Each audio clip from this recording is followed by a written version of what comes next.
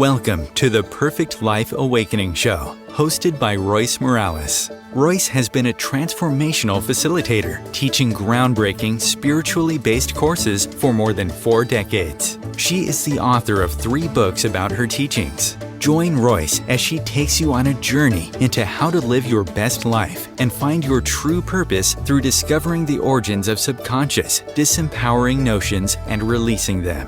She talks with experts and inspiring people just like you who learned to trust their intuitive inner wisdom, which led to life-changing shifts. Today, her guests live an empowered existence and are helping change the world to a higher consciousness place based on truth and love.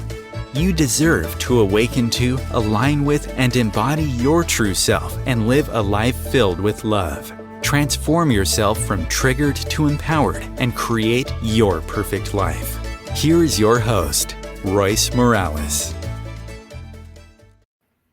Hello, welcome to my show. Thank you all for being here. I'm so excited today because I get to talk with somebody about conscious communication, which is something that I teach about a lot. I do weekend retreats about communication because it's so important. I think it's maybe one of the primary important things in life.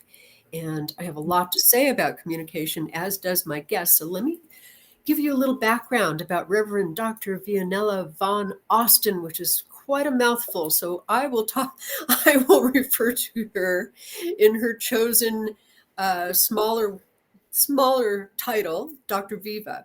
And let me just tell you about her.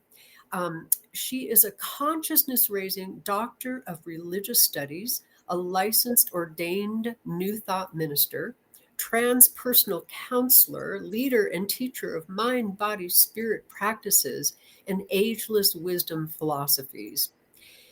She, through the spiritual evolution of human consciousness and deeper understanding of metaphysical personal self, Dr. Viva, and I love this, is dedicated to giving people back to their true selves. I think that is there's nothing more important. She facilitates business transformation through her company called Head to Heart Consulting and provides spiritual counseling for individuals and groups. She is the founder of Sacred Alterations with a Z at the end, Conscious Conversations with a Z on the end, and Namaste Ministries. And she's going to share what it really means to be in conscious communication with both yourself and others. And of course, being in conscious communication with yourself is number one. Yes. So let me tell you a little bit more because there's so much to tell you about Dr. Viva. She was inspired by universal laws and various spiritual teachings. And she has spent 22 years traveling around the globe. And she just got back from an amazing trip that maybe she'll tell us a little bit about.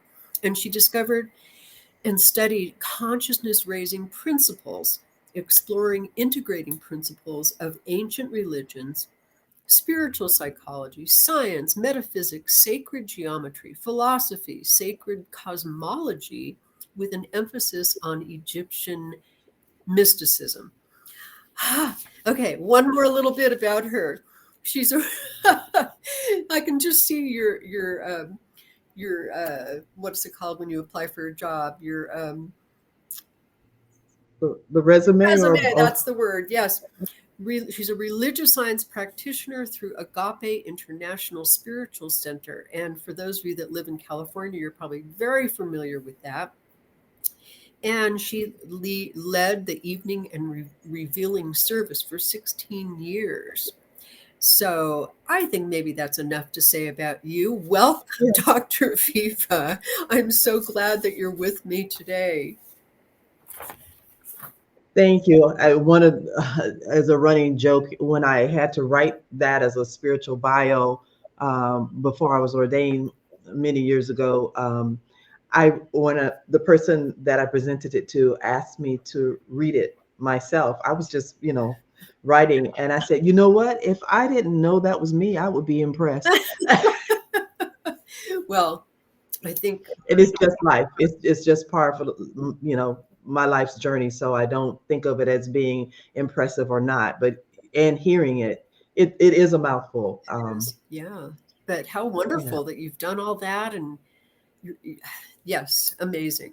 And it's very humbling at the same time. It's one moment, one yes at a time, one in intention on being the best and extending the best, first discovering what that best is from within me and extending that out to wherever I am, whether it's as a practitioner or a minister or,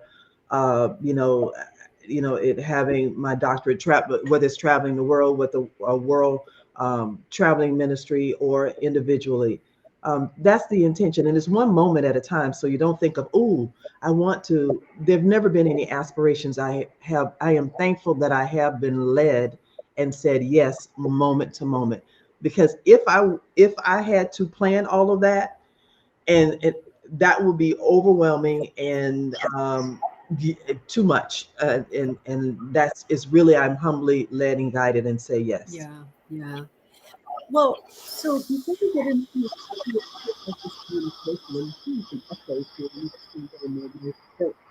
we get into that, we were just telling you before we started about the amazing trip you just took. Can you share a little bit about that? Because that was phenomenal. Yes. As I mentioned, I participate in a traveling ministry, and our first retreat of the year was in India.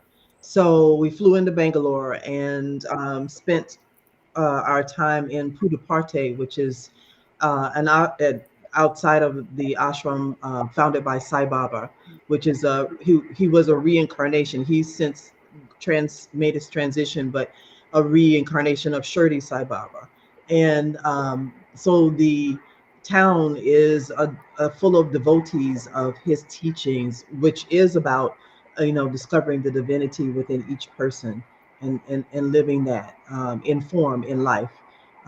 My passion and why I travel is for self-realization, for my self-discovery, and the intention is not to have it be theory or concept that I have read about somebody else's journey, someone else's discovery. Yes, that can be an inspiration, but how do I embody it and live it? Have it to be real. So from concept and theory and principle to practical application and embodiment.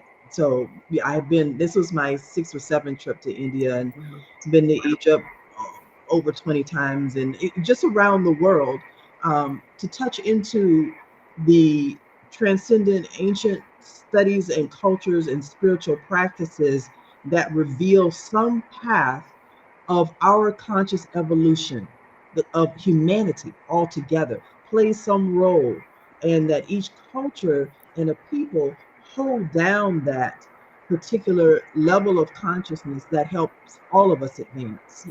Yeah. Oh, it just sounds wonderful.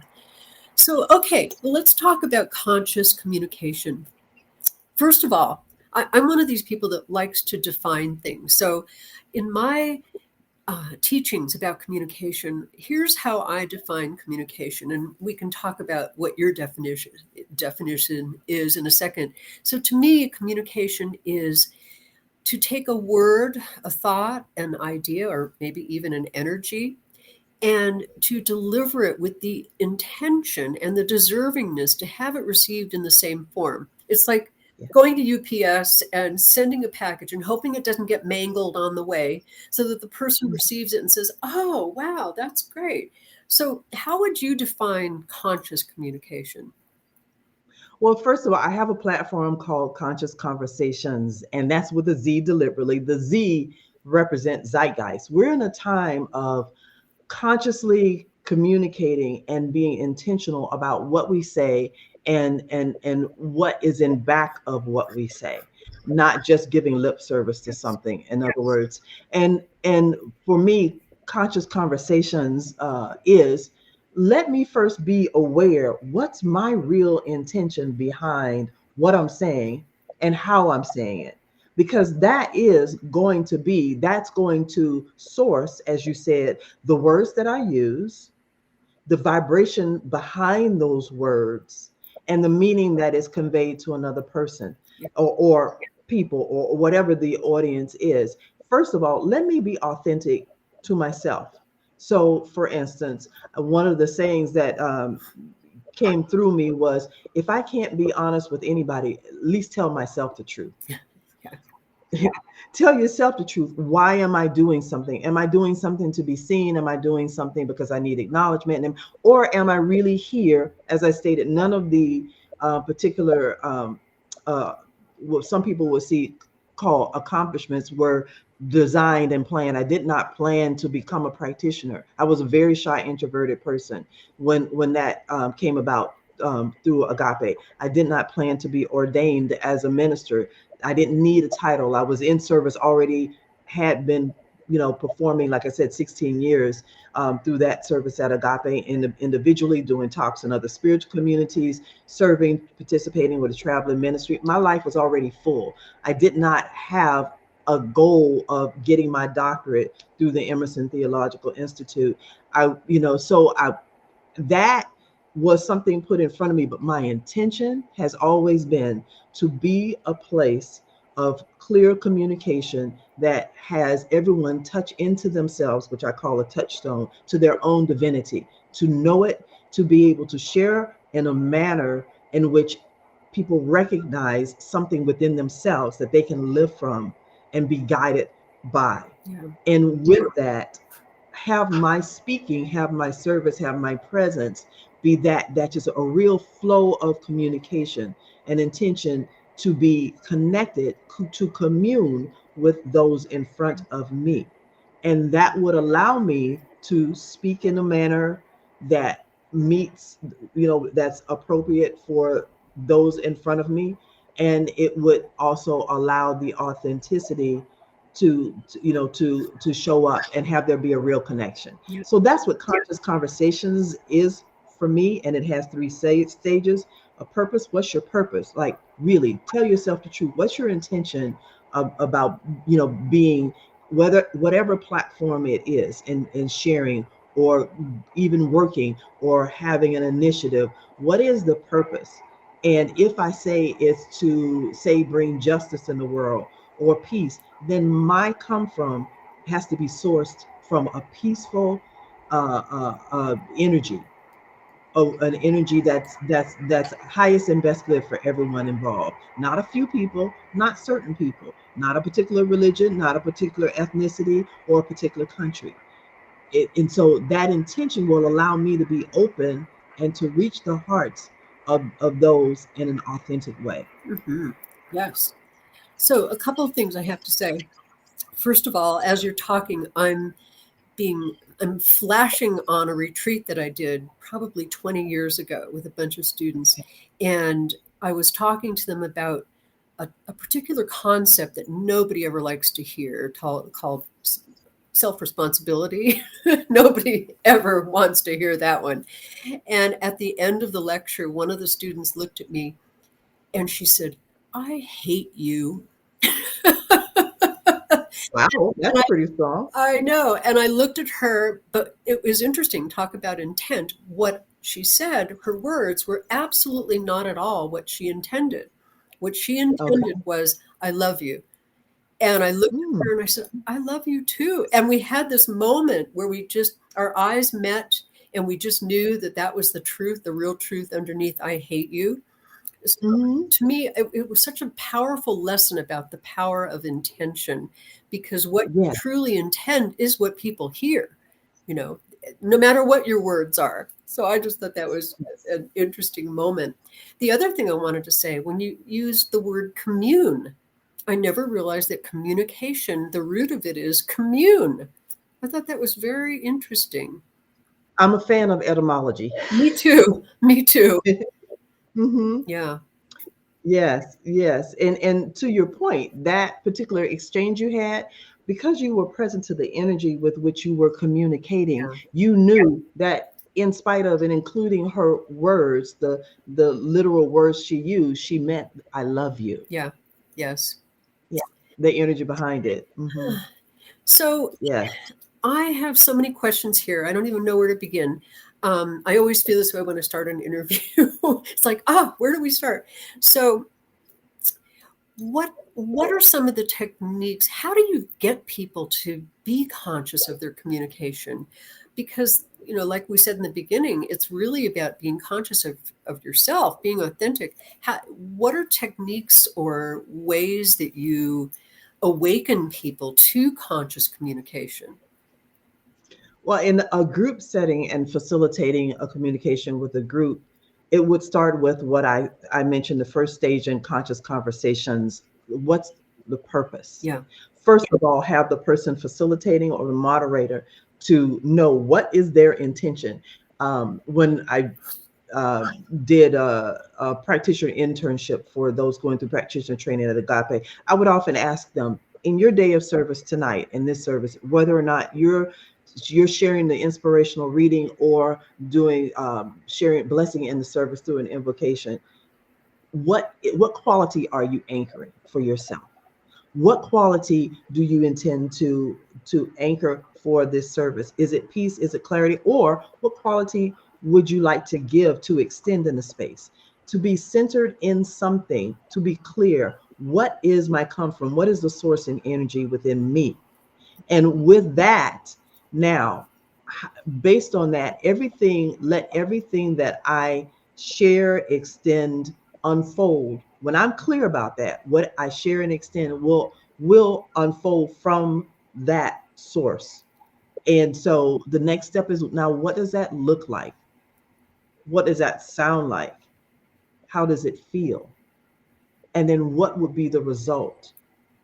So, for instance, if you were to have an audience of people and you said, I want to open clear communications and have a conscious conversations about that, have a platform for that, such as what you do, exactly what you do.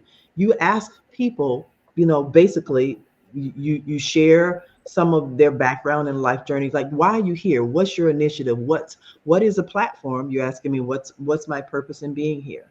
And I've shared that, to be in clear communication. What does that look like? Which is what you're asking me. How does that come about? Does it come about in moderating a discussion? Does it come about in people? Does it come about in counseling? Does it come about in training sessions? All of that, which it does. In conscious conversations, it's in facilitating discussions, whether it's in a business with employees or other businesses or politics. It can be used in any platform to bring something to conscious awareness about what the intention is behind the discussion. Then what looks like, what fulfills on that particular intention. Yeah. If I say communication, then I would have to be willing to let you be heard, to listen, to be aware, and to acknowledge your sharing.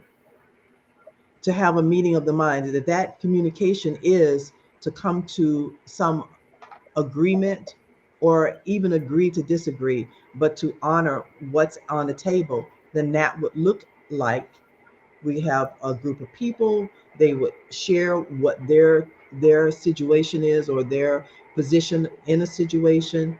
They would become aware of, well, okay, if I want to connect with someone, am I really being connected, or am I talking at them? Am I lecturing them? Am I speaking to them rather than speaking with them? Then it might look, what would it feel like? People will feel heard. Mm-hmm. People will feel acknowledged. People will feel known, even if we disagree. My niece gave me a great saying that I really love. She said, disagreement does not mean disapproval. Mm.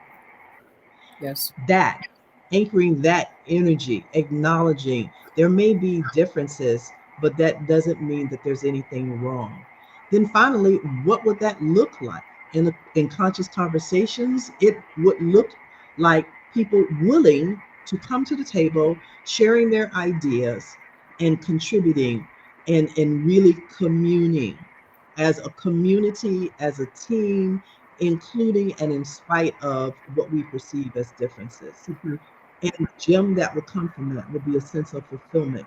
I serve my purpose as a connection, and I see an open door for further expansion and demonstration. So those are the stages of the platform of conscious conversations. But first, it starts off with know thyself. Right. And why am I here? Yeah. Well, that's what I was going to say. It sounds like that type of communication has to come from a very deep place within, and not many people are willing to go there or even know about that. How do you help people get past whatever it is that might be in the way of saying, okay, this is my true intent? Because I know that, gosh, I mean, that's taken me years to be able to really be in touch with, what is my true intent right now? How do you assist people in that? Well, it's taken me years as well. I mean, it's a journey for all of us. And that's why, in the opening, we discussed, the my journeys in life. It hasn't been to be something for someone out there, although the passion underneath that was to be a place of peace and discovery and touch into the divinity of all of us. But first of all, I have to start with myself. Yeah.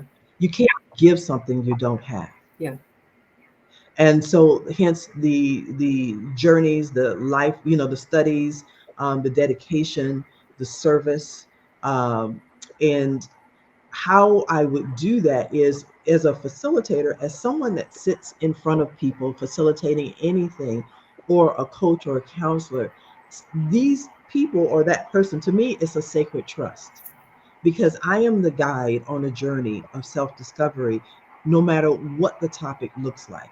So with that, let me be clear and clean myself, have the intention. So I would support a moderator, a presenter, a teacher, or a person, if it was one-on-one coaching, to look at, what is your intention now? How does that feel? How does that look? How does that sound?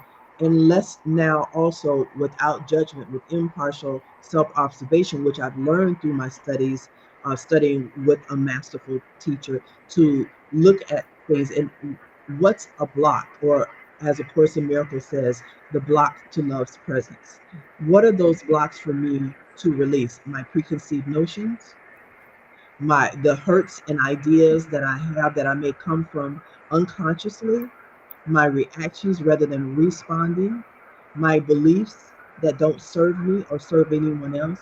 Those things have to be cleared with love and with wonder. Dr. Nee, I love that. Yes, I do have an infographic, and I don't know if I sent it to you or not. Thank you, uh, Dr. Nee. I I lead people to that whatever level of self-discovery they're to have in order to be in front of people and be that guide in whatever the platform is. Yeah. Yeah, because it would seem like, back to talking about intent, there's so much subconscious intent going on in communication that, it's hard to access that, or it's challenging to access what your real intent is. So, and as I said about the person that said, I hate you, her real intention was right there. I could see it clearly, but she sure couldn't. Mhm. So, is there a way that you help people get in touch with their subconscious intent? Through training, through coaching, through walking through those steps that I mentioned, and some of them are very old, and we're very much unaware of them. Yes. But first of all, it takes the intention and the commitment of the person in front. I trust their professionalism. I trust their heart. And I tell them, we're going to proceed, and I'm going to take you at your word that this is your intention. So there has to be a willingness even to look at the uncomfortable that may often be the unknown, Yeah.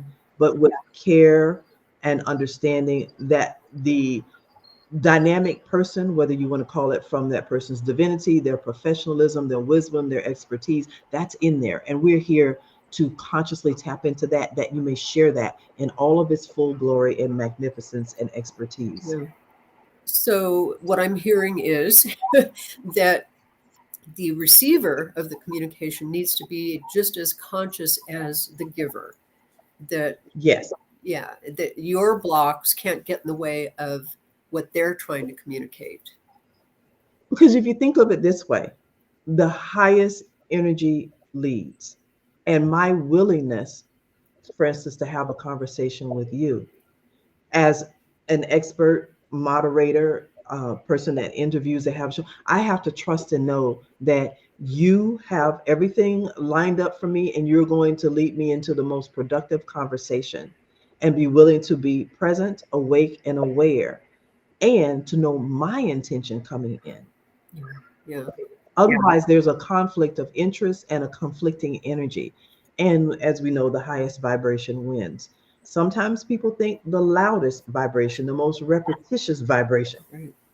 expression.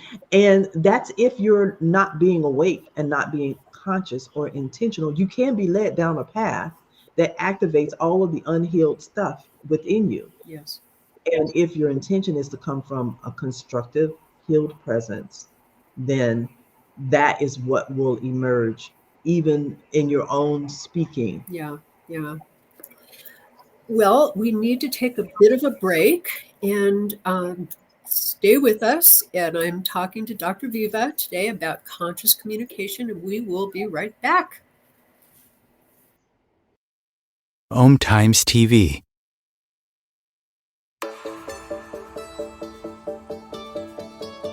Do you crave joy but feel stuck?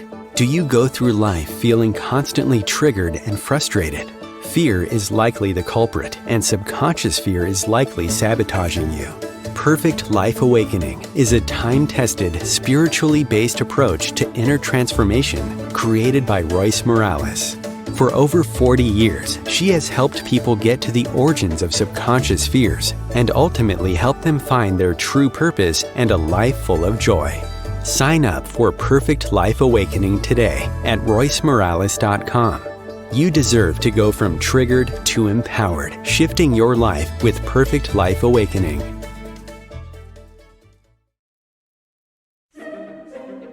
Imagine becoming a super influencer. Reinvent yourself, invest in your brand, and then manifest your success with a robust spheric approach. Om Times Media and Broadcasting offers a unique and multifaceted way to become the spiritual and conscious influencer you deserve to be by putting your message across our powerful platform with its proven record of integrity and excellence.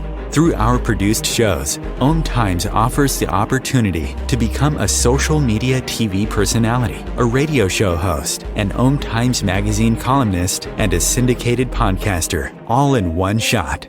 By live streaming your show on Om Times TV and broadcasting it across the extensive Om Times radio and TV networks, you become more than a host. You become an ambassador and a force for positive change. Om Times. Open yourself to the possibilities.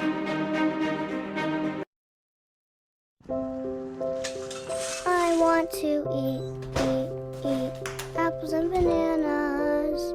I need to eat apples and bananas. Why can't I eat apples and bananas?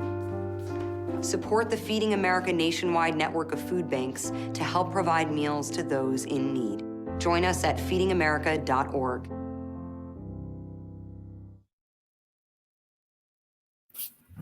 Welcome back. Thank you so much for being here. And I am talking with Dr. Viva about conscious communication, which is so important. It really is, especially I think in what's going on in the world, you know, with all the division and the judgmentalness and the fear and the craziness going on. I just think it's vital.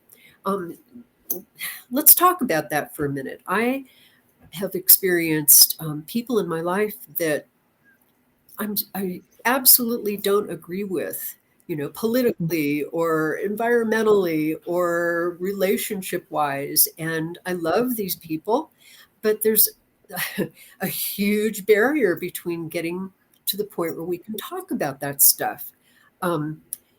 Is there something that you recommend in terms of dealing with people that are so polar opposite in terms of your belief system? What do you do in that situation? I often listen into where they're coming from and find a point of commonality. What do we have in common? As humanity, we all want to be heard. Yes. We all want to be valued. We all want to have a sense of safety and peace, and we all want to know we matter. So, in whether it's political or whatever, what's the intention of this? Is this so that there is balance and harmony? So, how does that include everyone? What does that look like? How does that sound? It does not. If you only have justice or prosperity or freedom of speech or freedom of spiritual practice, religious practice or observation for a certain group of people, or focus and emphasize only an ideology, one ideology, how is that balanced? How is that peaceful? How is that recognition? How is that honoring of humanity as a whole? And to look at and know, to touch into that common something that we all strive to experience and to know about ourselves. And so starting there, what does that mean, to have, to be, um, a religious freedom? What does that mean to have the right to vote, to choose, the power to create my life and society? So how does that extend if it's only exclusive to only certain people because of their appearance, because of their own ideology, because of their ethnicity or their nationality?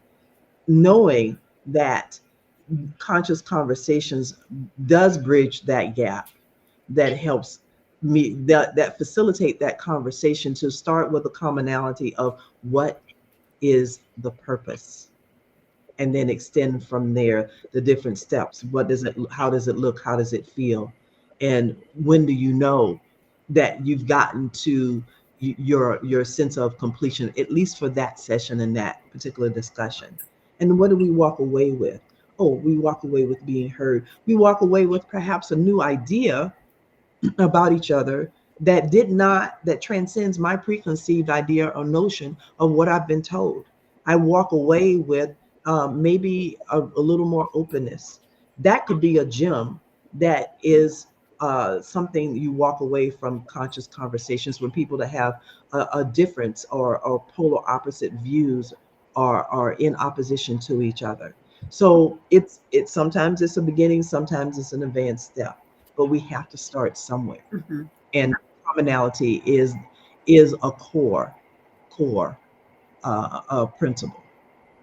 We're getting all kinds of wonderful messages here from a mutual friend. So she's talking about your conscious conversations, whatever you're calling it, the infographic. Is there something Yeah. you can show us or maybe send to people to help with? Yes, I would see how I can show you. Not sure how to share that. I do have the infographic up now, and I could try and send it to you as well. So let's see. Um, I May I do a screen share? Our engineer, is that? Yes. Okay. He said yes. Okay, then. Thank you. I will just briefly do a screen share. And okay, I have to see if I have it here. That is not it. A window. Okay, here it is.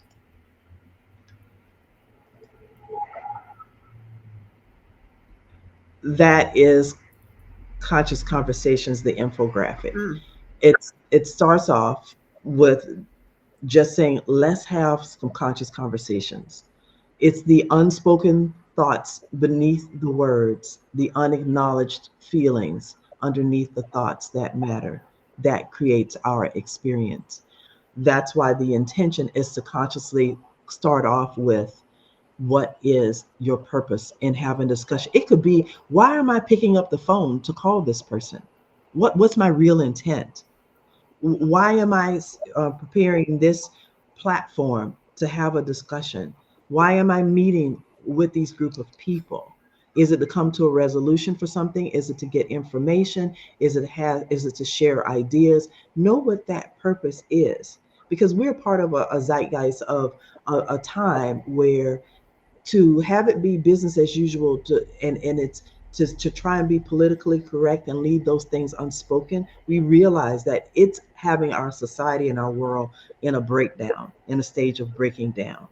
So we need to consciously honor each other and say, what's up? What is there to be transformed? What are we to know about ourselves? How are we to move ahead and expand in life and honor ourselves and the world and all of humanity? Then what does that look like?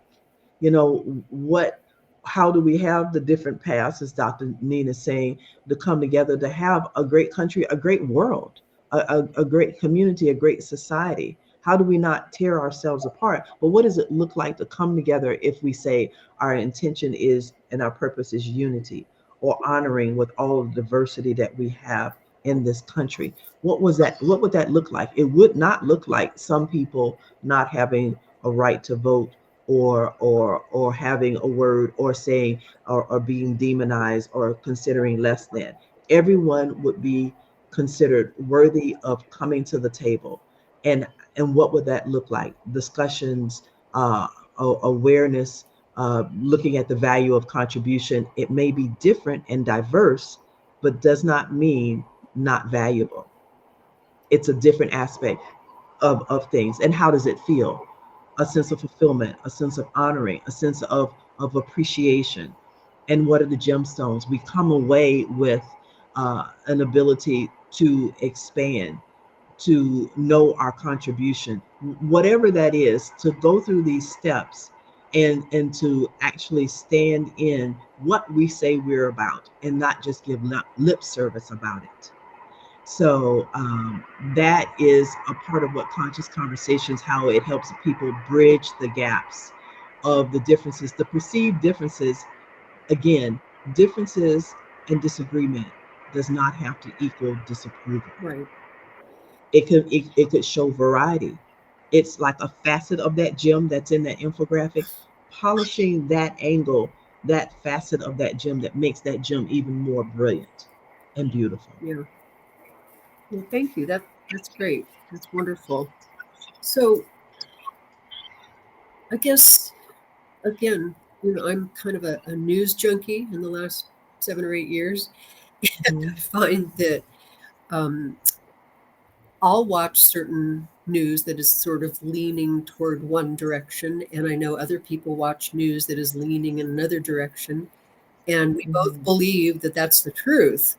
So how do you deal with a situation like that, where one person says, no, this is the way it is, and the other person says, no, this is the way it is, and I have proof and I have news, and what do you do in situations like that to have a conscious communication? Well, first of all, okay, the perspective that each person has, acknowledge that that's his perspective, and I might be looking from a particular view that only allows me to see a certain thing. And in conscious conversations, and starting off with what your intention is yourself, am I looking through a particular lens? Let me be honest. Remember we started off with, even if I don't tell anybody else the truth, tell myself the truth. Yes. Am I looking with a tunnel vision? Am I being exclusive? Am I looking for only views that will only fulfill what my agenda is?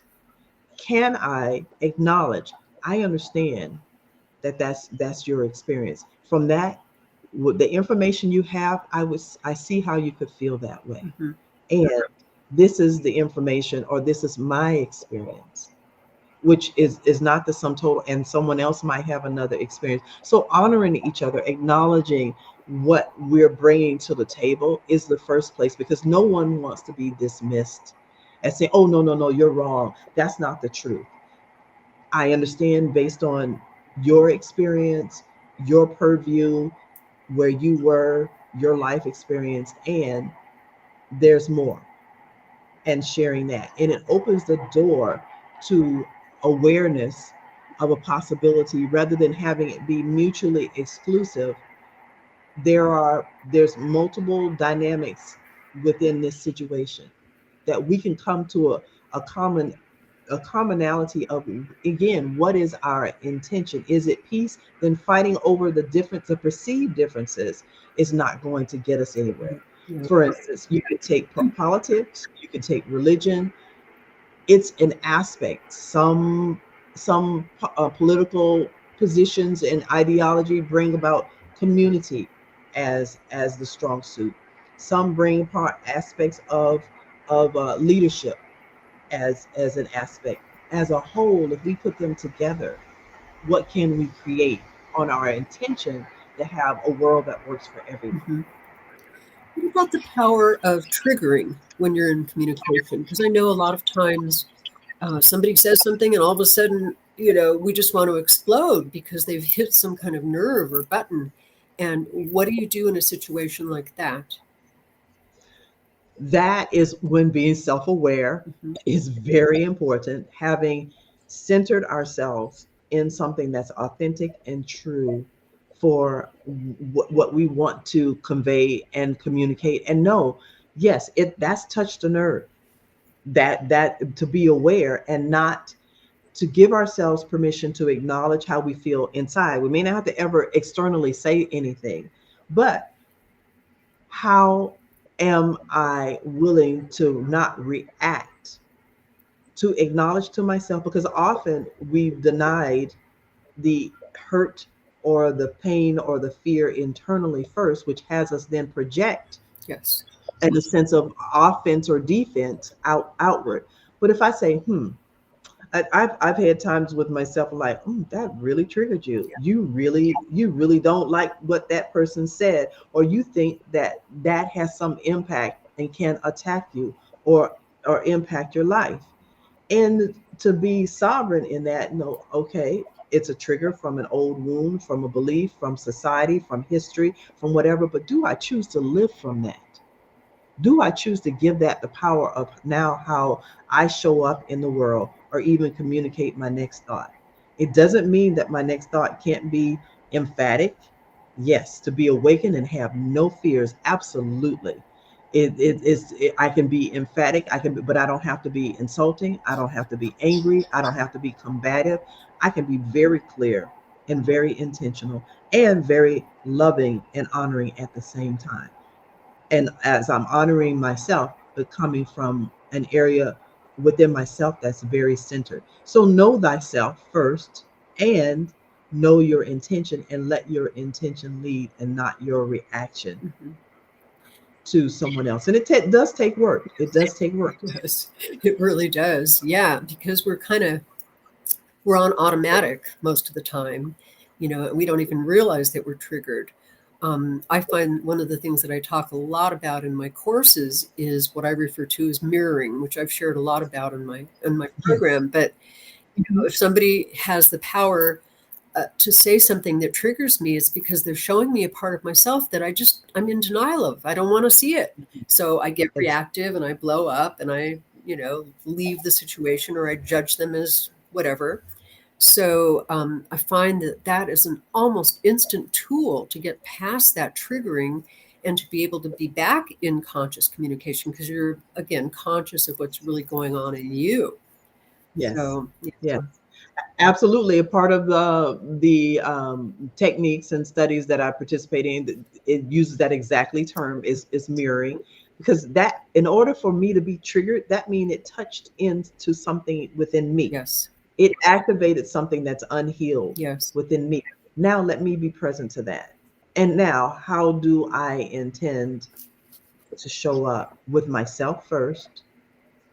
Either I'm going to feel like there's something to defend, which means I feel as though there's something that can be injured and is at risk, or can I know, I'm experiencing a moment, and now what is the truth about me, the situation, and the person, and speak from there. Yeah. And meditation, yes. What you said, meditation, the mindfulness of observing your thoughts, but not letting yourself get carried away. Often in my meditation, when things come up and I'm having a litany because there's an active day, I go, I'm preoccupied with that. Thank you very much for me. And I let it float by. Oh, thank you for that preoccupation. Thank you. Oh, that feeling. And then go back to a center of the breath or whatever it is that facilitates my focus on being centered. Yeah, yeah. Just to kind of shift gears a little bit, I wanted to, I'm sure you've noticed that communication nowadays, excuse me, consists of a one sentence text or an emoji or even emails that are, half a paragraph long. How do you, it's funny because I remember when I first started taking my students on retreats and classes and things like that, I would always emphasize to them the importance of bottom lining. I don't want to hear all the drama and all the stories and all the, that stuff. And it was very difficult for people to get past that. Nowadays, like I said, it's 5 words in a text is all you get. And if you expect more, it's kind of like, well, no, that's not necessary. So what are your thoughts about the communication level of people being so short and so abrupt? Well, it's interesting. We go from one extreme to the other, Yes. as you stated, a paragraph and then an emoji. Yeah. And that's supposed to say everything. When you walk the middle way, you come again from your purpose and your intention. Does this emoji fulfill on my intention of my communication? What is my intention? Is it to commune with you? Is for me to connect with you in a way that's meaningful? Or am I just trying to put you off? Or am I trying to squash the intention? And it's known by what's sent. Am I not being mindful? Am I not being awake, aware? Those are things we ask ourselves, those questions we ask ourselves first and foremost, and let our intention and our purpose lead. Then it would look like maybe 10 words, or it could be 2. How are you? I'm well. And with the energy behind that, could be all that is needed to be conveyed. Or it could be more. Whatever it is, but intention starts first. And words are symbols.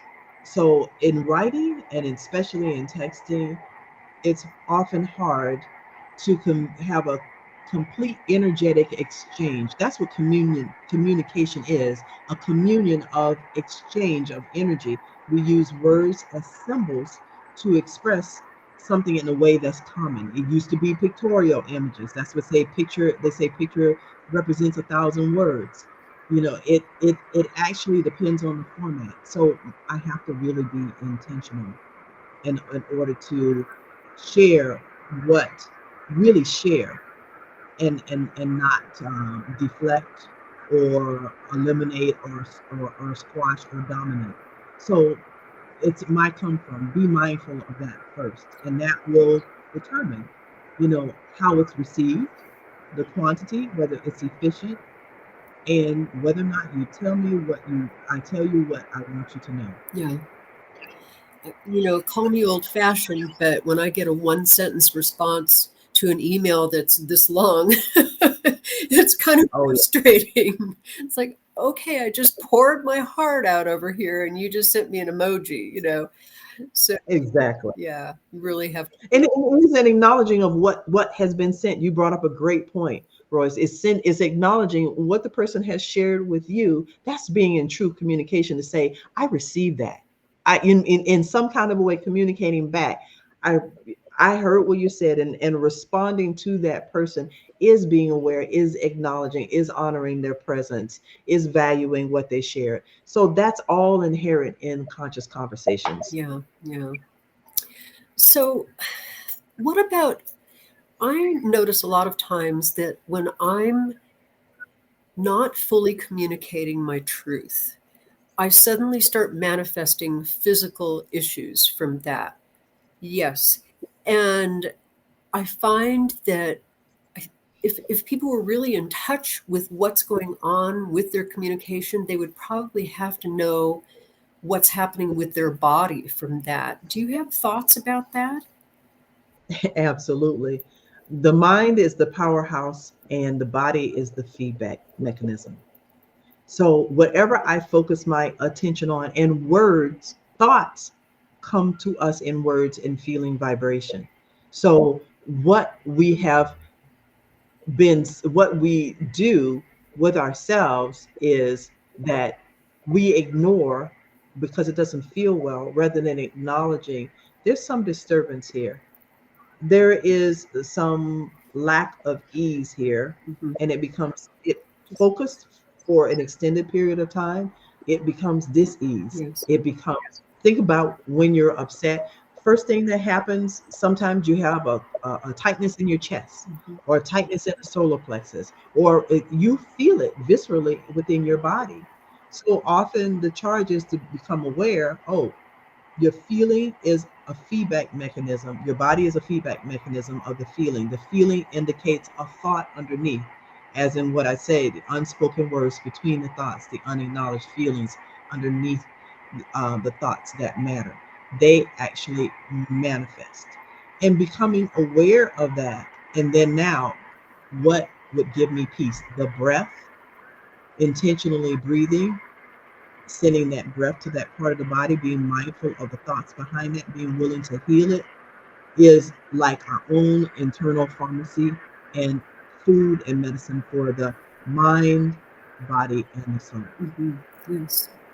It's interesting because when I first started teaching, I found that I was getting a lot of stuff intuitively. I was kind of channeling stuff and getting information. And whenever I would start talking, I would Mm. my throat needed to be cleared constantly. I had students that complained about it. God, Royce, you're always clearing your throat. And what I got in touch with is that my throat chakra was being cleared out literally as I was Mhm. communicating. So that became a very conscious aspect of my teaching, that I knew if my throat needed clearing, that something big was going on. So it can work in both ways too. Have you noticed? That's very powerful. You were conscious enough to know that what was occurring was information for you to move through, to have your contribution even more clear and your communication more clear. So, yes, Yeah. that Yeah. awareness. Well, so we're almost at the end of our program here. We've got just a couple of more minutes, and I just would love for you to just give a couple of pieces of advice. You've given an amazing amount of advice, but if you were to just clarify one or two bits of advice to have conscious communication so that our audience can take that away with them and use that for the rest of their lives, what would it be? One, if it's an idea and a passion, that means the fulfillment of that idea and that passion is within you.